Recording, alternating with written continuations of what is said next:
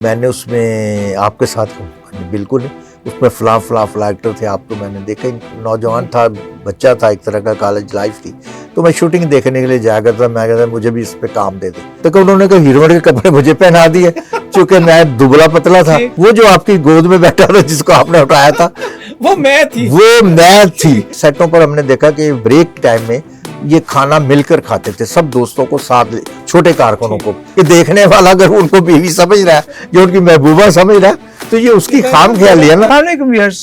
आप देख रहे हैं मशरिक डिजिटल में ख्वाजा आफ्ताब हसन, प्रोग्राम है सनमा की कहानी और बयान कर रहे हैं सैयद साजिद जज़दानी। पिछले एपिसोड में आपने अदाकार, हदायतकार और फिल्म प्रोड्यूसर जावेद शेख साहब की लाइफ जर्नी के बारे में, उनके करियर के बारे में गुफ्तगू सुनी। अभी वो गुफ्तगू का सिलसिला बहुत सारा, चूँकि जावेद शेख का करियर जो है वो बहुत तवील है और उसके बारे में बहुत सारे पहलू हैं जिनकी अभी आपको सामने लाना आपके लिए।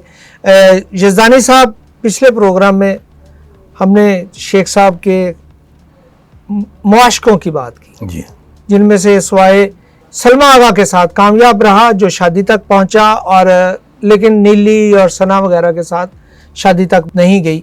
और जावेद शेख ने एक तवील अरसे बाद अपनी जीनत मंगी अपनी अहलिया के साथ। इन शादियों की नाकामी के बाद, इन इश्क मुआशके के बाद, नाकामी के बाद रुजू किया था, या इस दौरान उन्हें एहसास हो गया था? क्योंकि इतलात यही है कि वो अपनी फैमिली के साथ अब दोबारा।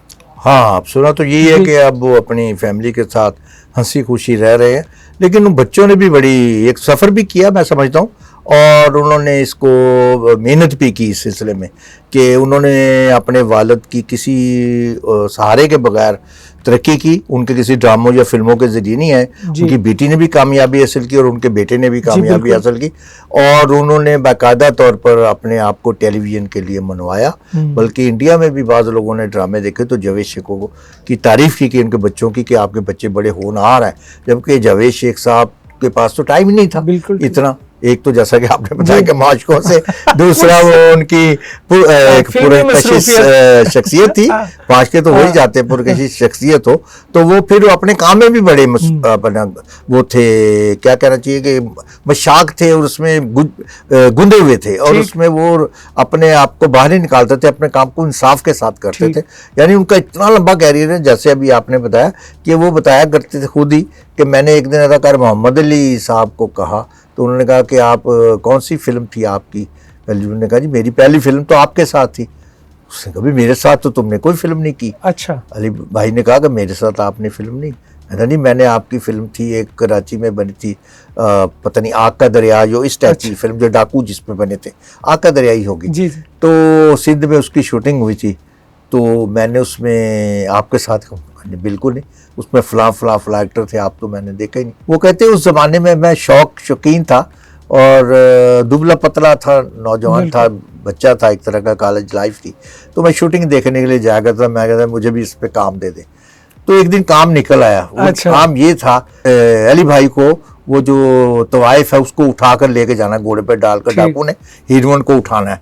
तो उन्होंने कहा हीरोइन के कपड़े मुझे पहना दिए, क्योंकि मैं दुबला पतला था, ताकि उठाने में आसानी रहे, सीन के लिए, ताकि घोड़े में वो चेजिंग होगी तो उनकी चोट वोट ना लगे हीरोइन को। तो मुझे फिर पहनाकर उन्होंने, वो जो आपकी गोद में बैठा था जिसको आपने उठाया था वो मैं थी। तो वो हैरान हो गए, देखो यार तूने वो रोल किया था। उन्होंने कहा अच्छा, तो इससे अंदाजा लगा ले कि उनका जो कैरियर है बहुत जबरदस्त रहा, और ये पहली दफा आपकी मतलब बता रहा हूँ मैं, ये वाकई में उन्होंने बताया था खुद ही कि भी एक दो दफा हम जब बैठते थे तो बड़ी गप्पे लगती थी और बड़ी चीजें इंकशाफ भी होते थे कि क्या हुआ था, कब आप आए थे। तो वो बताते थे मैं इस तरह मैं फिल्मों में आता रहा, छोटे छोटे रोल इस तरह किए, शौक मुझे शुरू से था, इसलिए मैं काम करता रहा। तो इसलिए मतलब साबित ये होता है कि वो मेहनती थे शुरू से, और अपनी वो मदद आपके तहत है। इसी तरह बच्चे भी, बच्चों ने भी मेहनत की, बेटे ने अलग से अपना मकाम बनाया, बेटी ने अपना अलग से मकाम बनाया, किसी सहारे के बगैर वो नहीं आए, बड़े आर्टिस्ट के, लेकिन उनके अंदर खून था, जीन्स में था, तो उन्होंने वो साबित किया। अपने वालिद का भी मतलब सर नीचे नहीं होने दिया, झुकाना दिया। उनका नाम भी सर जो है फख्र से बुलंद होता है जब बच्चे नाम लेते, जो बच्चों के आगे बाप के लेते तो उनके लिए बाप भी। जावेद शेख साहब, आपने बताया कि वो पैसा खर्च करने वाले आदमी हैं, और उनकी दोस्तियां, उनकी एक दोस्ती का जिसका बहुत ज़्यादा तस्करा होता है और जो उनके बाद में रिश्तेदारी भी बन जाती है, अदाकार बहरोज सब्जवारी। जी जी, वो तो उनके बचपन के दोस्त, बचपन के दोस्त, इब्तदाई दौर के दोस्त थे, तालीम के दौरान। फिर टीवी ड्रामा में जब कैरियर का आगाज़ किया तो वो भी छोटे बड़े काम करते थे, ये भी ड्रामा में काम करते थे। तो उनकी दोस्ती एक दूसरे के घरों में आना जाना भी था, इतनी करीबी दोस्ती, उनके रिलेशनशिप थे। तो फिर उन्होंने जब रिश्ता मांगा उनके घर वालों ने आकर, तो उन्होंने जवाब नहीं दे सके, चूंकि उन्हें पसंद था। बताया कि शेख साहब ने कहा मुझे भी ज़ाती तौर पर पसंद था, और फिर इनकी आपस में, और इनका आपस में ताल्लुक ऐसा अच्छा मिसाली रिश्ता रहा कि घरेलू आपस में, जब इनके घरेलू में नाचाकियाँ थी, लेकिन ये आपस में फिर भी रिश्ते के एतबार से एक दूसरे को मिलते मिलाते रहे। वहाँ उनकी बीवी के साथ भी मेल मुलाकात रही। उनकी बहन भी बड़ी सुघड़ है, वो भी एक दो ड्रामों में उन्होंने छोटे छोटे रोल किए हुए। जावेद शेख की जो बहन है, उन्होंने भी एक दो फिल्मों में भी देखा, बहरोज की छोटे छोटे रोल किए, लेकिन अदाकारा नहीं है वो। लेकिन वो उनके लिए शौक में उन्होंने शौक में कर दिया होगा। लेकिन इस तरह साबित होता है ना कि उनके पूरे खानदान में ये जरा सी मौजूद है। भाई देख ले, सलीम शेख साहब, सलीम, उन्होंने बड़ी कामयाबी हासिल की।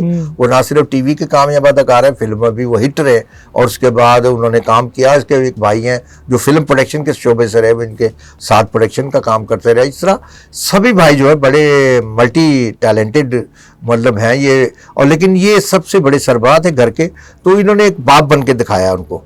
इनके जब हमने इनके वालिद को भी देखा हुआ, वो इनके साथ आया करते थे। अच्छा। शेख साहब के साथ, हालांकि वो पसंद नहीं करते थे फिल्मों में काम करना, लेकिन अच्छा। शेख साहब बताते थे कि मैंने इनकी मर्जी के बगैर किया, लेकिन बाद में इन्होंने जब मेरा काम देखा तो मुझे कहा कि तुम अच्छा काम करते, तुम किया करो।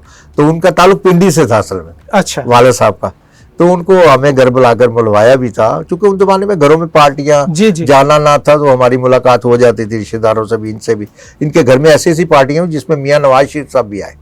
हाँ, शेख साहब के लाहौर में जो घर था डिफेंस में, और बड़े बड़े लोग आते थे। इनके बड़े ताल्लुकात सियासी भी, समाजी भी, ये हर किस्म के मतलब लोगों से रवाबत रखते थे, और दोस्ताना ताल्लुक हर एक के साथ थे। तो ये इस तरह जैसे इनका साथ ये जो फ्लैटिस के मैनेजर है अरशाद भी अंजम, जो पीसी में तो बरादराना ताल्लुक था।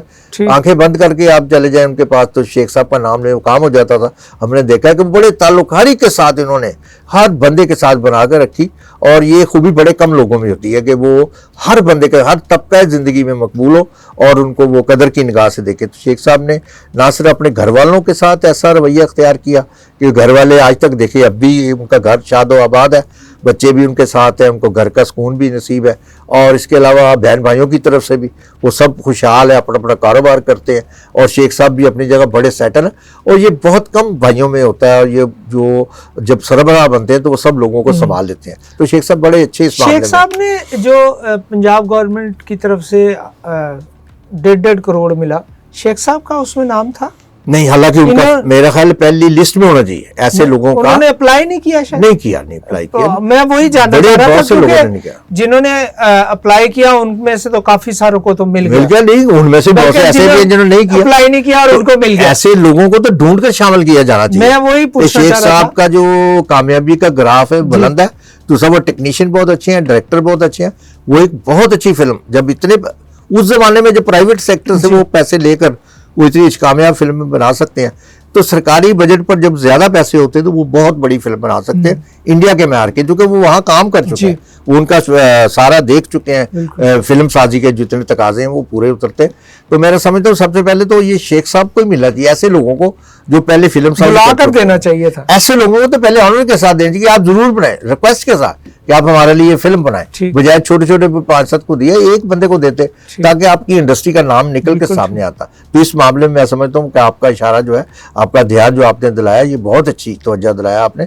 मैं तो इसी हवाले से कह सकता हूँ परवेज कलीम साहब को मिलना चाहिए, शाहिद राणा साहब को मिलना चाहिए, जिन्होंने काम किया, खिदमात करना भी चाहते हैं, अब मजीद भी। तो ऐसे लोगों को तो नजरअंदाज बिल्कुल नहीं करना चाहिए। सही कहा। अच्छा सर, इसमें अमूमन ये होता है कि जब कोई फनकार इस लेवल पर होता है तो वो उनको सरकारी पजीराई भी मिलती है और अवामी पजीराई भी मिलती है। और आपको क्या लगता है कि जो फिल्म स्टूडियोज़ के जो हुनरमंद जो अक्सर बहुत ज़्यादा जिनका रोल होता है फिल्मों की कामयाबी के हवाले से, छोटे छोटे आर्टिस्ट, बहुत कम हमने देखा कि बहुत कम आर्टिस्ट थे जिनका अपने उन लोगों के साथ बड़ा करीबी राब्ता था जो उनके साथ बैठ के खाना खाते थे। ज़्यादातर आर्टिस्ट दूरी इख्तियार करते हैं कि वो निचले तबके के लोग हैं, इस तरह का है। व्यूअर्स, ये सवाल है और इसका जवाब हम यज़दानी साहब से एक ब्रेक के बाद दरियाफ्त करना चाहेंगे, क्योंकि एक बड़ा आदमी कैसे बनता है जब वो छोटे लोगों को लेकर साथ चलता है। यज़दानी साहब ने अब तक ये बताया कि जावेद शेख एक बड़े आदमी हैं। अब छोटे लोगों की बात है, इसके बारे में जानते हैं एक ब्रेक के बाद। Are you seeking admission and a bright future in UK, USA, Canada, Australia, New Zealand, or in any Schengen country? There are lots of people in the market, but you are still confused to choose one. Of course, you need reliable professional guidance and experienced consultant. Now don't worry. Mashrak Digital is bringing a unique program for you, namely Mera Mustaqbil, meaning by my future. We will be your partner to meet your future goals. We will talk about international universities, entry requirements, admission process, importance of bank statement and SOP, how to proceed with visa application and preparation of visa interview. And not only this, all that you need. A team of foreign qualified counselors led by renowned education consultant holding 21 years of experience. We will process your admission and visa application. So don't forget to watch Mera Mustaqbil every Friday at 8 p.m. only on Mashrak Digital. Welcome back ji. Mashrak digital पर programme है सनमा की कहानी और उसे बयान कर रहे हैं सैयद साजिद यज़दानी, मैं ख्वाजा आफ्ताब हसन। यज़दानी साहब, वक्फा पर जाने से पहले हमने एक सवाल किया था कि एक बड़े आदमी की कामयाबी के पीछे उसकी मेहनत, अच्छे प्रोजेक्ट्स होते हैं, लेकिन जो फिल्मी हुनरमंद हैं उनका भी कहीं ना कहीं तो उस कामयाबी को बढ़ावा देने में किरदार होता है। जी, बहुत शुक्रिया, बहुत अच्छी बात की। ये बिल्कुल नया सवाल है इस हवाले से कि जो लोग भी बड़े लोग होते हैं उनके पीछे बहुत से लोगों के हाथ भी होते हैं, उनकी दुआएं भी होती हैं। और मैं समझता हूँ शेख साहब में ये खूबी जो है ना, ये इंसानी खूबी जो हर इंसान में होनी चाहिए कि वो जो जिस ज़माने में उरूज के दौर में थे, अपनी फिल्में तो खैर बनती हैं, जब प्रोडक्शन होती है तो वो खाना वाना तो घर से आता है या बनाया जाता है, प्रोडक्शन उसकी तरफ से सप्लाई किया जाता है। मगर जब ये फिल्म में हीरो आते थे, जैसे नीली के साथ हैं या दूसरे घर, तो ये घर से खाना लेकर आते थे। अपना खाना जो है वो घर से लेकर आते थे और अपने साथ अपने कारकुनों को शरीक करते थे। यानी कहानी शूटिंग किसी की है जी, ठीक। तो ये खाना अपने घर से जो बारीक आते थे वो हल्का नहीं, वो ज्यादा लोगों का मंगाते थे, उन्हें पता होता था कितने लोग होंगे, तो अपने साथियों को, कारकुनों को भी उसमें शामिल अपना निकाला उसने प्लेट पे, बाकी उनका ही आप मिलकर खाएं, सब लोग बांट लें। वो उसी तरह तकसीम होता था, दस्तरखान भी जाता था। आउटडोर शूटिंग्स के दौरान नीली जैसे हैं वो तकसीम कर रही हैं या जो भी उनके साथ जुड़ा हुआ इंसान है, तो ये होता था कि सेटों पर हमने देखा कि ब्रेक टाइम में ये खाना मिलकर खाते थे, सब दोस्तों को साथ, छोटे कारकुनों को। जबकि हमारे यहाँ कहते यार उसको परे कर दो, हमारे लिए अलग टेबल लगवा दो और इनके लिए नहीं, ये ऐसा करते थे। फिर अपने घरों में दावतें या दफ्तर में भी अक्सर, बल्कि अक्सर लोग स्टूडियोज में तो ये था कि जो फारग बंदा है वो सोचता था चलो यार चाय पीने चलते हैं, शेख साहब के पास चलते हैं। सही। अब शेख साहब के कमरे में जाओ तो शेख साहब ने पूरा पीछे किचन अपना बना रखा था, बंदा दाखिल हो तो चाय उसको फौरन मिल जाए, पानी, शरबत, जो भी है। तो इस तरह ये अपने जो साथियों का बहुत ख्याल रखते थे, कारकुनों का बहुत, कैमरामैन है, साथ टेक्नीशियन है, उनको बुलाकर उनकी खिदमत करनी, बुलाना। और मुझे यहाँ तक इल्म है कि वो अब भी, यानी अब तो ये तशहीर तो नहीं इसकी, कि अपने पुराने साथियों को जो यहाँ उनके साथ काम करते रहे उनको भूलते नहीं। वो किसी न किसी हवाले से उनकी मदद करते रहते हैं, वो मौका कोई हाथ से जाने नहीं देते और वो किसी न किसी हवाले से उनकी हेल्प करते हैं। चूँकि मुझे बताया जाता है, दोस्त बताते रहते हैं उनके कि जो हमारे साथी थे पुराने, जो काम करते थे अब बेकार है, तो वो उनको बेकारी के दिनों में उनकी मदद भी करते रहे हैं अब तक। अब चूँकि काम शुरू हो रहा है तो हो सकता है कि वो ज़्यादा से ज़्यादा कुछ काम हो सके, चूँकि दूसरी प्रोडक्शन से भी। लेकिन अगर आपने जैसा कि कहा कि जावेद शेख जैसे प्रोड्यूसर को काम मिलता तो ये फिल्मी कारकुनों को रोजगार जो है ना मुहैया हो सकता था और ज्यादा उनको हैफुली हो सकता था। अच्छा सर, जावेद शेख साहब ने बैरून मुल्क भी बहुत सारे प्रोजेक्ट्स किए हैं, ड्रामों के हवाले से भी और फिल्मों के हवाले से भी। तो इनके हीरोइनों की बात तो आपने बता दी, इनके डायरेक्टर्स और प्रोड्यूसर्स की इनके बारे में क्या राय थी? इन्होंने बड़े से बड़े डायरेक्टर, यानी नज़रुल इस्लाम से बड़ा कोई डायरेक्टर नहीं पाकिस्तान में गुजरा, उससे लेकर शबाब करानवी तक, शबाब करानवी से लेकर आप नीचे मोहम्मद जावेद, फाजल, सैयद नूर, और आप नीचे तक आ जाएं जितने जहांगीर कैसर क्या और दूसरे सबके साथ काम किया, उर्दू पंजाबी है सबके साथ भी, किसी को मैंने नहीं देखा कि इनसे कोई शिकायत हो। अमूमन डेट्स वगैरह ज्यादा लोगों से एक्टरों से टाइम पे ना झगड़े स्टूडियो में हम देखते रहे, जिस जमाने में अरूज था ये इख्तलाफ चलते थे, वो कटवा दिया डायरेक्टर ने इसलिए कि वो तावन नहीं, तावन मीन टाइम नहीं देता उसको, तो जो जरा से भी उनके शेड्यूल को मुतासर करते थे उनको वो निकाल बाहर करते थे, वो चेंज कर लेते थे, बंदा दूसरा आ जाता था। जैसे अली इजाज ने किया तो उन्होंने शेख अल्ताफ साहब ने लिया। इस तरह जो भी होता था वो डायरेक्टर, वो इस पर जो बड़े डायरेक्टर होते थे वो तो करते थे, अपने काम पर एतमाद करते थे, वो कहते कोई भी आ जाए हम करवा लेंगे। तो शेख साहब से मैंने किसी को शिकायत पैदा होते नहीं देखी, यही वजह कि वो हर दिल अजीज फनकार थे, हर एक के साथ यहाँ फिल्म इंडस्ट्री में जब तक लाहौर के फिल्म इंडस्ट्री में काम करते रहे मैंने देखा कि उनसे किसी को भी कभी शिकायत, क्योंकि हमारी सब डायरेक्टर्स एसोसिएशन में बैठना होता था, सबसे दोस्तियाँ थी, पूछा जाता था, आपस में डिस्कस होती थी, जहाँ बैठते हैं तो गपशप होती है। हमारे यहाँ तो सबसे पहले ये होता है कि जहाँ कहीं बैठे थे दूसरों की बुराई जरूर लोग करते हैं, तो पता चल जाता कोई कौन कितने पानी में है। तो मैंने नहीं किसी से जावेद शेख साहब के बारे में कोई शिकायत सुनी कि उन्होंने कभी किसी के साथ मिसबिहेव किया, माली तौर पर कोई पैसों के लेन देन में कभी और कई लोग ये होते थे कि फिल्म की रिलीज पर कहते थे कि बकाया पैसे और दें, ठीक ज्यादा पैसे मांग लेते थे या और खर्चा डालते थे। नहीं, ये अपने ड्रेसेस खुद बाहर से भी ले आते थे, बाहर से मुल्क से बनवाकर, अगर किसी की शूटिंग पर गए तो वहाँ खरीदारी करके आकर प्रोड्यूसर के, यार मैं आपकी फिल्म के लिए ये भी ले आया हूँ कि आप ये पहनाए मुझे, तो लाखों रुपए की उस पर सरमायादारी, जितने पैसे मिलते थे उतने ऊपर खर्च भी कर देते थे।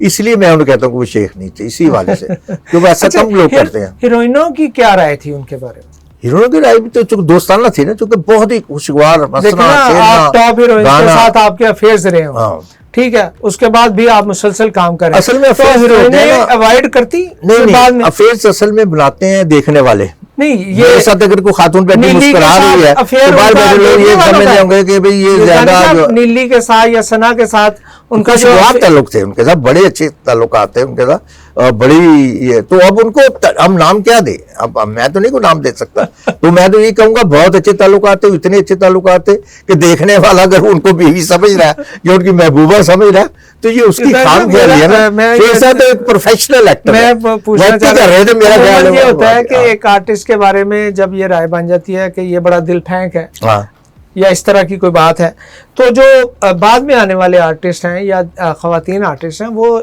या तो गुरेजा होती हैं कि यार ये इस बंदे का तो मिजाज ही इस तरह का है, तो ऐसा भी था कुछ? नहीं, वो दिल फेंक तो थे ही नहीं। अच्छा। दिल तो उन्होंने फेंका ही नहीं। अच्छा। दिल तो उन्होंने दिल को संभाल के रखा हुआ था। वो असल में उनका प्रोफेशनल ही था मेरे ख्याल अप्रोच, मैं समझता हूँ। अच्छा। मैंने तो ये भी उनकी एक कामयाबी अदाकारी है कि उनके साथ भी अदाकारों के साथ भी वो अदाकारी कर गए कि उनके साथ भी जो उनका रिश्ता था वो इस तरह प्रोफेशनल और इस कदर उम्दगी के साथ निभा गया कि वो यही समझते नहीं कि ये मेरे हैं। ये था आज का प्रोग्राम सनमा की कहानी सैयद साजिद यज़दानी की ज़ुबानी।